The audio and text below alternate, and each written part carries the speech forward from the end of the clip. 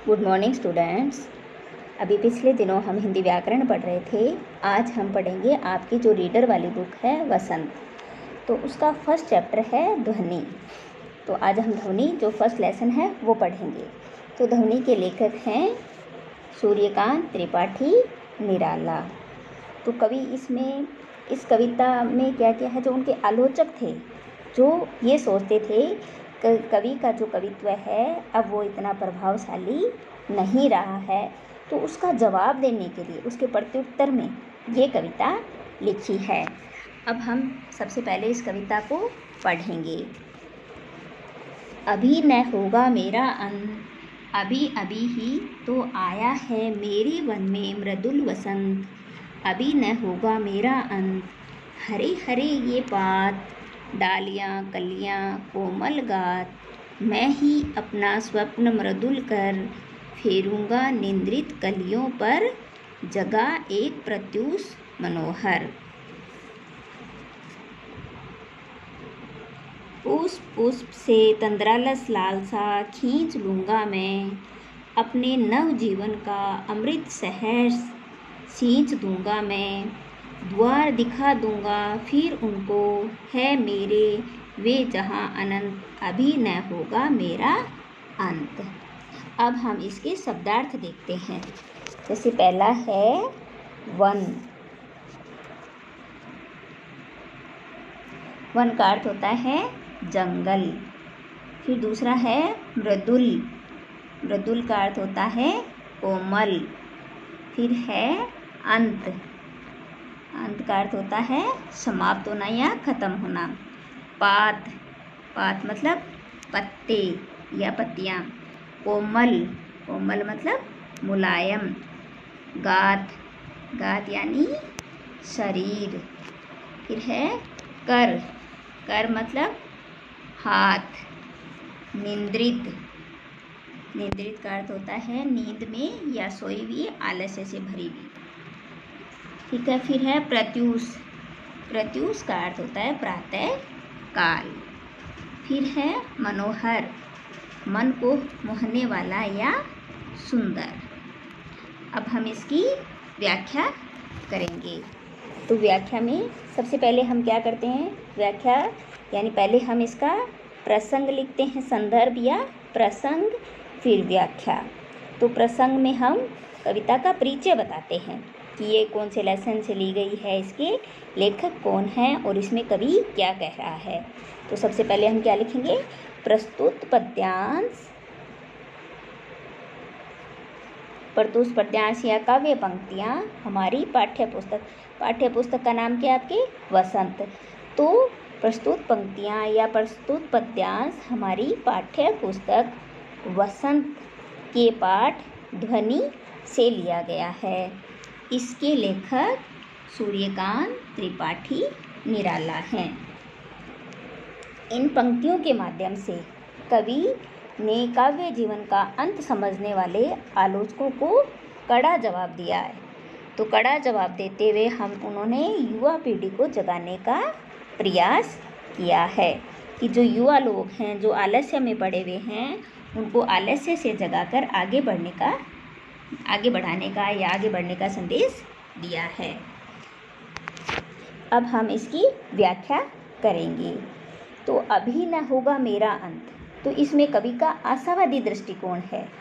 वो अपने जीवन से काफ़ी दुखी हो चुके थे, उनके जो आत्मीय जन है वो सभी लगभग ख़त्म हो चुके थे, तो दुखी हो जाते हैं। दुखी होने के बावजूद भी उनमें आशावादी दृष्टिकोण है। तो कवि आत्मविश्वास के साथ आलोचकों को, जो कि ये मानते हैं कि अब उनकी कविता है वो प्रभावशाली नहीं रही है और उनका जो कवि जीवन है वो समाप्त होने वाला है, उसका जवाब देते हुए कवि कहते हैं कि अभी न होगा मेरा अंत, कि अभी मेरा अंत नहीं होगा, क्योंकि अभी अभी तो आया है, कि अभी अभी उनके मेरे वन में मृदुल वसंत, कि अभी अभी उनके जीवन में, मेरे वन में मतलब मेरे जीवन रूपी उपवन में भावनाओं और कल्पनाओं रूपी वसंत आया है या आगमन हुआ है। यानी बसंत आना का मतलब क्या हुआ, बसंत आना यानी चारों तरफ बसंत आता है तो चारों तरफ खुशियाँ होती हैं, पेड़ पौधों में नई पत्तियाँ आने लगती हैं, चारों तरफ फूल महकने लगते हैं, चारों तरफ वातावरण है वो संगीतमय हो जाता है। इसी प्रकार कवि कह रहा है कि मेरे जीवन रूपी उपवन में, अपने जीवन को ही उपवन कहा है कि मेरे जीवन रूपी उपवन में कल्पनाओं रूपी जो बसंत है उसका आगमन हुआ है। अभी न होगा मेरा अंत, तो मेरा अंत अभी नहीं होगा। ठीक उसी प्रकार उनके मन में भी आशा और उमंग का संचार हुआ है। जिस प्रकार बसंत के आगमन से सारी जो प्रकृति का वातावरण है वो संगीतमय हो उठता है, उसी प्रकार की कवि का जीवन भी आशाओं के संचार से भर गया है, जो कि उनकी कविताओं के माध्यम से प्रकट होगा। आगे कवि कह रहे कि हरे हरे ये पात, डालियाँ, कलियाँ, कोमल पात की जो हरी हरी पत्तियाँ हैं वो क्या हो जाती हैं, जब बसंत आता है तो पत्तियाँ हरी हो जाती हैं, डालियाँ कोमल हो जाती हैं और जो कोमल कलियाँ हैं वो खिलने लग जाती हैं। कि साथ में कवि क्या कह रहा है कि जो कलियाँ हैं, बसंत के आने से पत्तियाँ हरी हो गई हैं, डालियाँ कोमल हो गई हैं और जो कलियाँ हैं वो खिलने लगी हैं। और जो बसंत है कि फेरूंगा निंद्रित कलियों पर जगा एक प्रत्यूष मनोहर, वसंत उन कलियों पर अपने सपनों जैसे मधुर और कोमल हाथों से जगाकर नए सवेरे का आरंभ करता है। क्या करता है, देखो, फेरूंगा निंद्रित कलियों पर जगा एक प्रत्यूष मनोहर, कि जो कलियां सोई हुई हैं, निंद्रित हैं, निंद्रित यानी अलसाई हुई या जो नींद में है या जो आलस्य से भरी हुई हैं, तो उन पर बसंत क्या कर रहा है, अपने मधुर और कोमल हाथों से जगाकर एक नए सवेरे का आरंभ करता है। उसी प्रकार कवि कह रहा है कि कवि भी अपनी कविता के नए नए ओजस्वी विषयों के माध्यम से युवाओं में उत्साह का संचार करके आलस्य से जगाकर, युवाओं को आलस्य से जगाकर उन्हें सही मार्ग पर ला करके और एक नई आशा से भरे हुए भविष्य का निर्माण करेगा, जिससे वे अच्छी राह पर आगे बढ़ सकें, अपने भविष्य को बना सकें। अब है आगे वाला 2 नंबर। पुष्प पुष्प से तंद्रालस लालसा खींच लूँगा मैं, अपने नव जीवन का अमृत शहर से सींच लूँगा मैं, द्वार दिखा दूँगा फिर उनको, है मेरे वे जहाँ अनंत, अभी न होगा मेरा अंत। अब हम इसके शब्दार्थ देखेंगे। पुष्प यानी फूल, फिर है तंद्रालस, तंद्रालस यानी आलस्य या नींद, फिर है लालसा, लालसा मतलब इच्छा, फिर है नव, नव मतलब नवीन या नया, सहर्ष, सहर्ष मतलब प्रसन्नता के साथ, फिर है द्वार, द्वार मतलब दरवाज़ा, फिर है अनंत, अनंत यानी जिसका अंत न हो, अर्थात ईश्वर, इसका अंत नहीं है। इसकी भी वही व्याख्या प्रसंग लिखेंगे पहले हम। प्रसंग में वही परिचय है कि प्रस्तुत पद्यांश है या प्रस्तुत पंक्तियाँ हमारी पाठ्य पुस्तक वसंत के पाठ धमनी से ली गई हैं, जिसके लेखक सूर्यकांत त्रिपाठी निराला हैं। तो इन पंक्तियों के माध्यम से कवि युवाओं के आलस्य को दूर करके उनमें नई चेतना का संचार करने की बात कह रहा है। कवि कहता है कि जैसे बसंत बंद कलियों से आलस्य खींचकर उन्हें खिला देता है, उस पुष्प से तंद्रालस लालसा खींच लूँगा मैं, कि जैसे बसंत का आगमन होता है तब वो क्या करता है, जो बंद कलियाँ होती हैं, यानी बसंत आता है तो चारों तरफ नई पत्तियाँ पेड़ों में आने लग जाती हैं, कलियाँ हैं वो खिलने लग जाती हैं, तो बसंत बंद कलियों से आलस्य खींचकर उन्हें खिला देता है। आलस्य खींचने का मतलब यही है कि उनको खिला देना। कलियाँ होती हैं बंद होती हैं, वो तो और बाद में वो खिल जाती हैं बसंत के आगमन पर।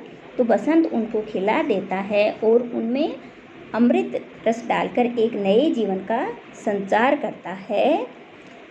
वैसे ही कवि भी युवाओं के मन का जो आलस्य है उसको दूर करके उनके जीवन को भी आशा और उत्साह से भर देना चाहता है। द्वार दिखा दूंगा फिर उनको, है मेरे वे जहाँ अनंत, अभी न होगा मेरा अंत।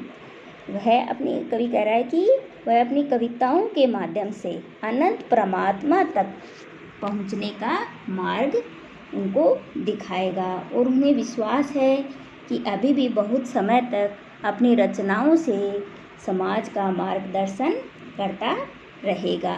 कवि को अभी भी विश्वास है कि उनका अंत नहीं होगा और वह समाज में जो सोए हुए हैं या आलस्य से भरे युवा लोग हैं उनका मार्गदर्शन करते हुए वे कविताएं और भी लिखते रहेंगे और उनका अंत नहीं होगा।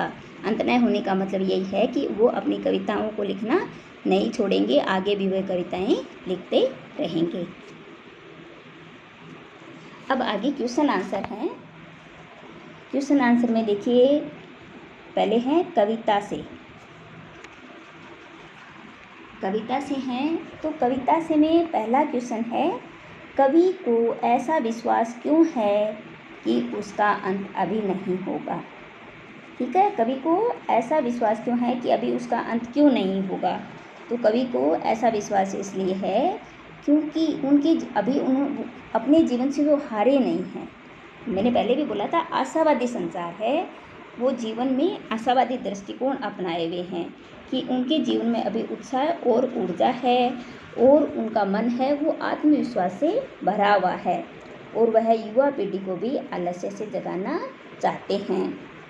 कवि जीवन में वसंत का आगमन हुआ है, ये उन्होंने बोला था, अतः वह वसंत की तरह ही युवाओं के मन को जीवन रूपी अमृत से सींच कर हरा भरा कर देना चाहता है। फिर है सेकंड क्वेश्चन, फूलों को अनंत तक विकसित करने के लिए कवि कौन कौन सा प्रयास करता है। फूलों को अनंत तक विकसित करने के लिए कवि कौन कौन से प्रयास करता है। तो फूलों को अनंत तक विकसित करने के लिए कवि उन्हें कलियों की स्थिति से निकाल कर खिला देना चाहता है। अभी हमने पढ़ा था कि जो कलियां हैं, बंद कलियां हैं, उनको खिला हुआ देखना चाहता है और उसे विश्वास है कि वह कलियों पर वसंत यानी वसंत रूपी स्पर्श भरा हाथ फेर कर उन्हें पुष्पित कर देगा। यानी कलियाँ खिल जाएंगी, फिर फूल खिलेंगे, चारों तरफ फूल ही फूल हो जाएंगे, तो पुष्पित कर देना चाहता है। और कवि अपनी काव्य रचना से युवकों को उज्जवल भविष्य का दरवाज़ा दिखा देने की बात करता है। फिर है क्वेश्चन नंबर 3, कवि पुष्पों की तंद्रा और आलस्य दूर हटाने के लिए क्या करना चाहता है। पुष्पों की तंद्रा और आलस्य हटाने के लिए, ये भी हमने ऊपर पढ़ा था, कवि तंद्रा और आलस्य को दूर करने के लिए उन पर बसंत जैसा कोमल स्पर्श भरा हाथ फेरना चाहता है और उन्हें खिला हुआ देखना चाहता है। खिला हुआ देखने से मतलब समझे आप कि लेखक है जो आलस्य से भरे युवा लोग हैं उनको आगे बढ़ता हुआ देखना चाहता है। जो काम बसंत करता है वही काम कवि करना चाहता है। बिना खिली हुई कलियां आलस्य में पड़े युवाओं की प्रतीक हैं। बिना खिली हुई दिखाया है ना, तंद्रालस हैं, जो आलस्य से भरी हुई हैं, जो नींद में है, उन कलियों को क्या कहा है, किसका प्रतीक है, आलस्य में पड़े हुए युवाओं का प्रतीक है। वह उनके आलस्य को दूर कर नए और मनोहर प्रभात का संदेश देना चाहता है। तो आज हमने हमारा लेसन पढ़ा। लेसन छोटा ही था, वैसे ज़्यादा बड़ा नहीं था। लेसन पढ़ लिया और 3 मैंने क्वेश्चन पढ़े हैं, आपकी बुक में दिए हुए हैं। आपको बारी बारी इसको देखने की ज़रूरत नहीं पड़ेगी। आप बुक में से फर्स्ट 3 क्वेश्चन हैं, कविता से लिखा हुआ है, आपकी बुक में साथ में आंसर भी हैं, तो वो तीनों आप अपनी नोटबुक में उतारेंगे। आगे वाले जो क्वेश्चन हैं वो मैं आपको आगे वाले वीडियो में करवाऊँगी। Thank you.